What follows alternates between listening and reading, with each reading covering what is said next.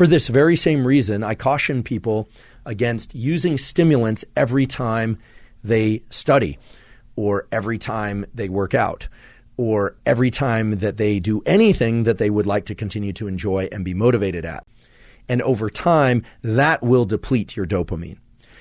So energy drinks, pre-workout drinks, drugs of various kinds that people take to study and pay attention. We talked about some of these for the ADHD episode, things like Adderall, Ritalin, armodafinil, modafinil, taken repeatedly over time will reduce the level of satisfaction and joy that you get from the activities you engage in while under the influence of those compounds. What I'm saying is taking stimulants and then engaging in activities that you would like to continue to feel pleasurable is undercutting the process. And inevitably, it might not happen tomorrow, might not happen in a month, but inevitably you will have challenges with motivation and drive related to those activities. But people who are trying to get into that peak, super motivated, driven state, really focused every time they engage in an activity, you are absolutely undercutting the process and you are undermining your ability to stay motivated and focused. And chronically trying to spike your dopamine in order to enhance your motivation, focus, and drive will absolutely undermine your motivation, focus, and drive in the long run.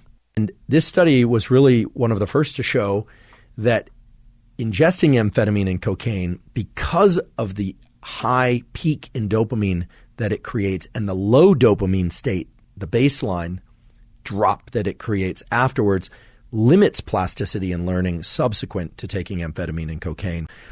That amphetamine and cocaine not only can cause a drop in baseline dopamine, but can actually put the brain into a state in which it cannot learn and modify itself to get better, at least for some period of time. And it stands to reason that the use of those substances to increase dopamine could very well provide the same sort of blockade of neuroplasticity that cocaine and amphetamine do, because when you look at the amount of dopamine increase that's triggered by those compounds, it's really comparable.